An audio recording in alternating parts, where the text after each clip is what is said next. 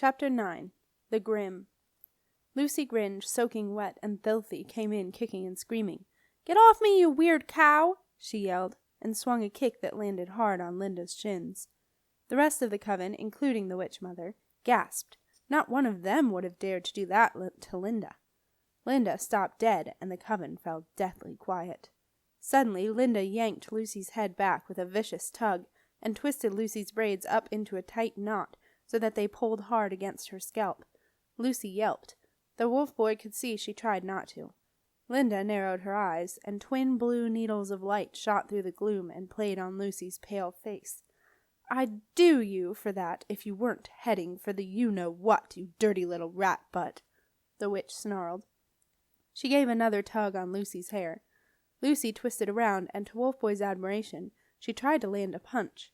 This time Linda deftly sidestepped her. Wolf Boy was shocked. It was Lucy Gringe, Simon's girlfriend. No wonder Simon hadn't been able to find her. He relaxed a little. Simon's girlfriend or not, at least he now had an ally, another human. There was something about the coven that was not human. He could feel it. A cold disconnection, an allegiance to something else. He guessed that this was how people felt when surrounded by the wolverines in the forest, totally alone. But now he wasn't alone. Another human being was in the room.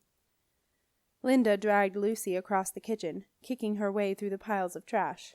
She stopped beside Wolf Boy, and then, as though handing over the reins, she gave him Lucy's braids to hold.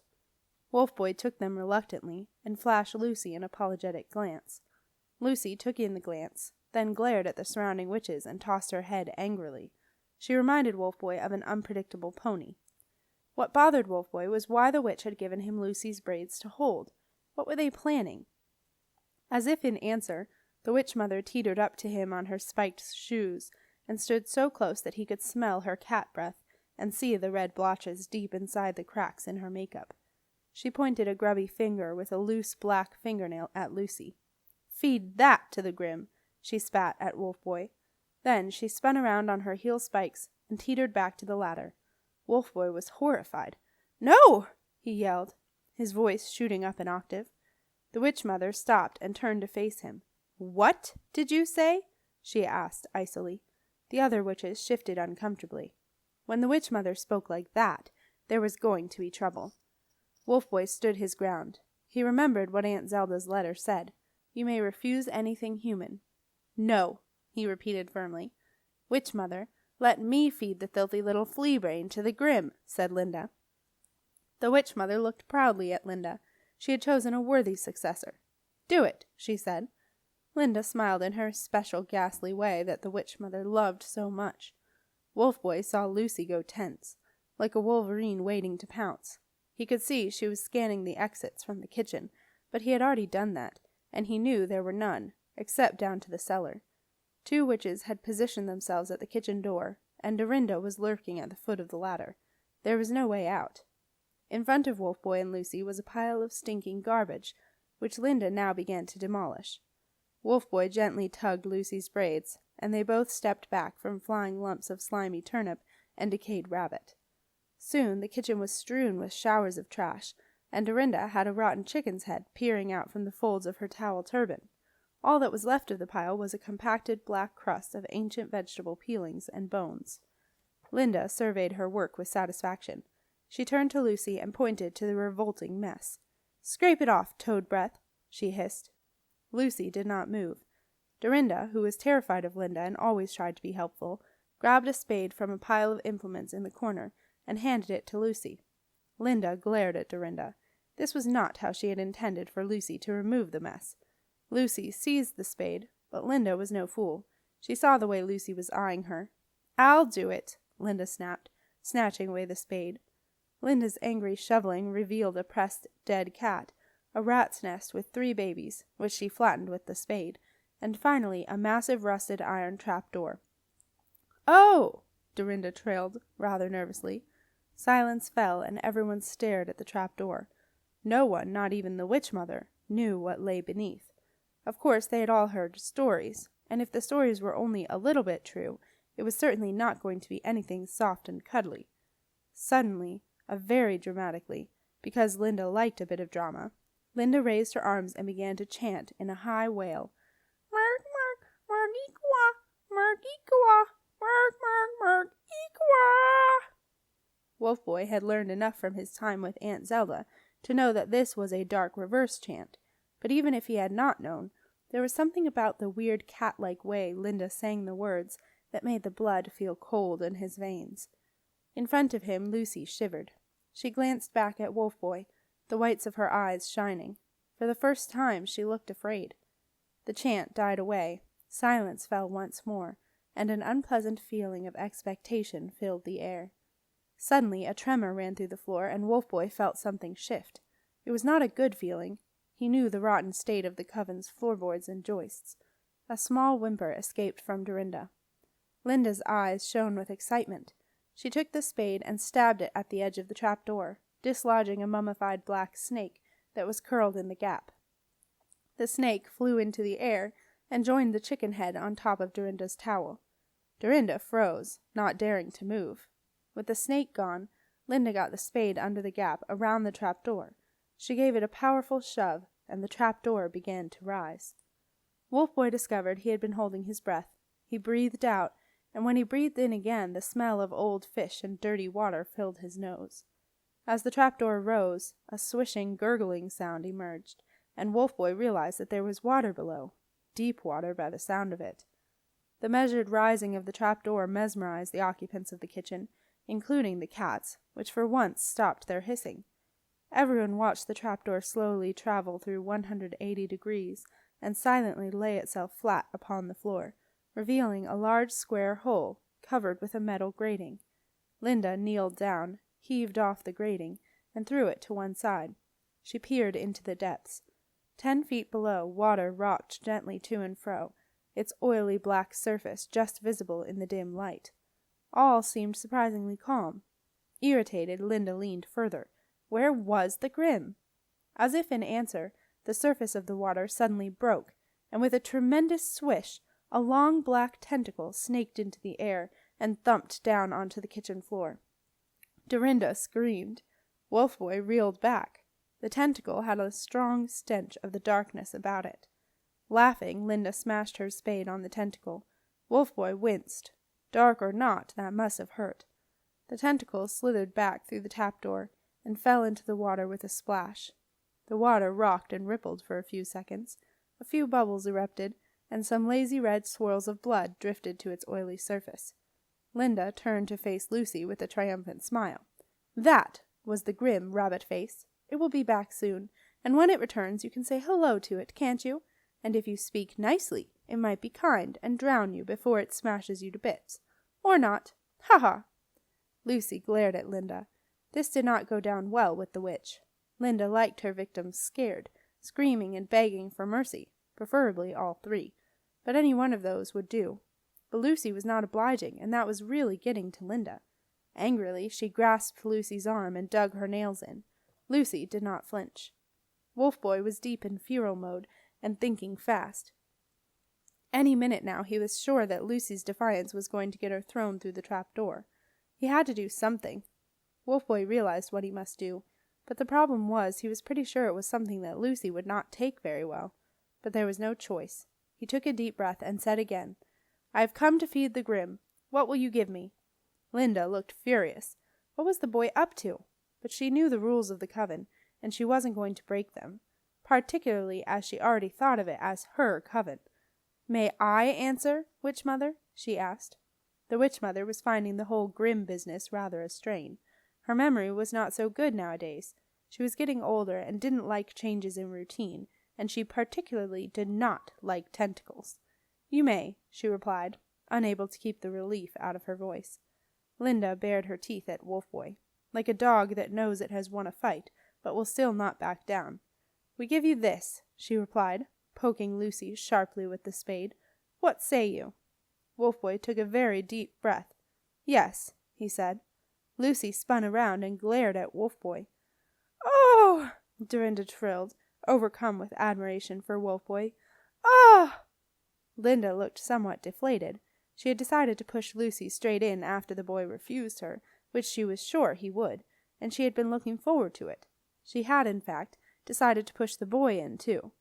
Linda read a lot of detective novels, and knew all about how important it was to get rid of witnesses.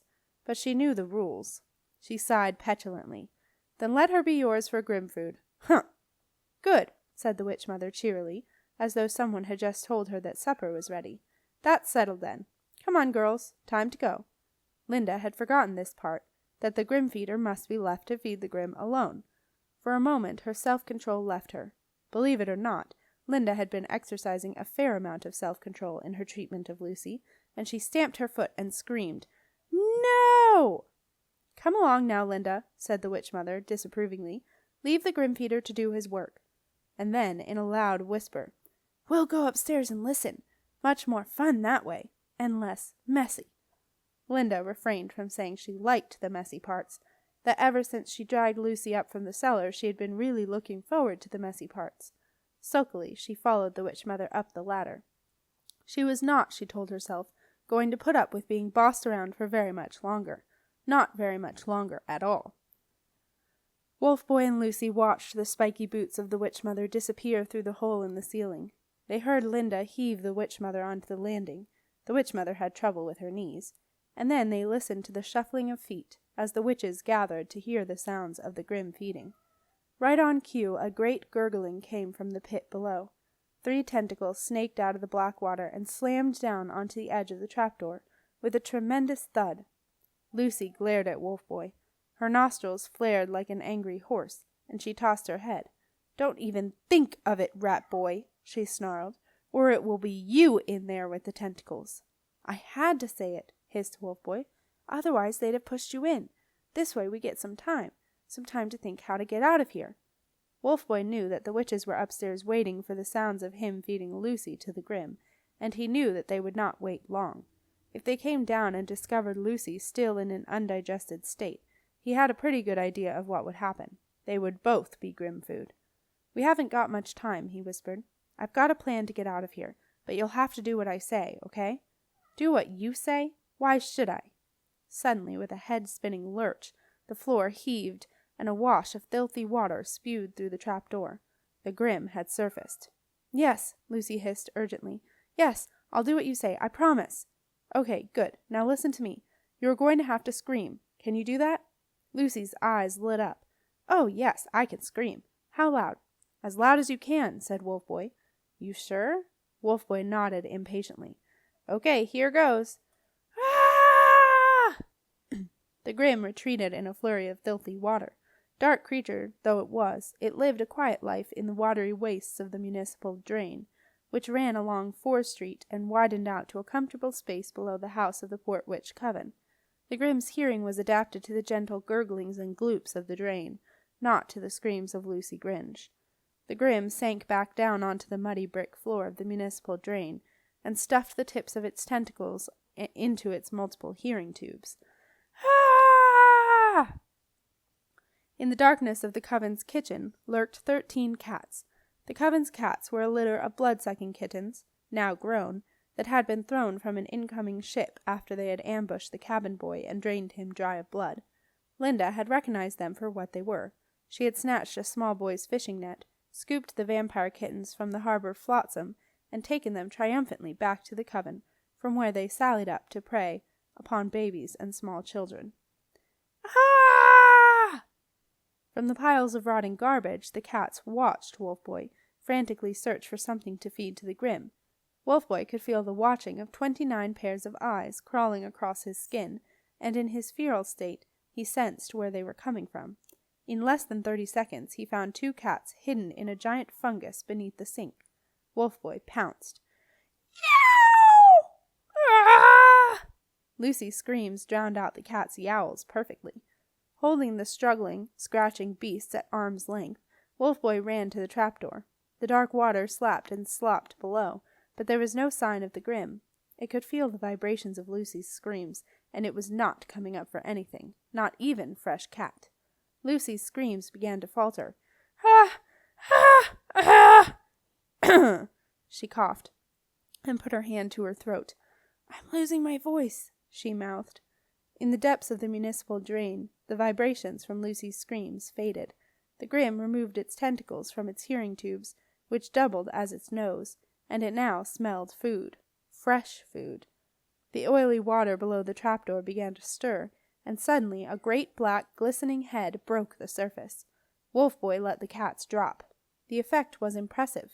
The Grim flipped backward, revealing a great, gaping, serrated beak, a forest of tentacles enclosing the screaming cats, and the kitchen was filled with a revolting sucking sound as the Grim set about eating its first meal of fresh meat in almost 50 years.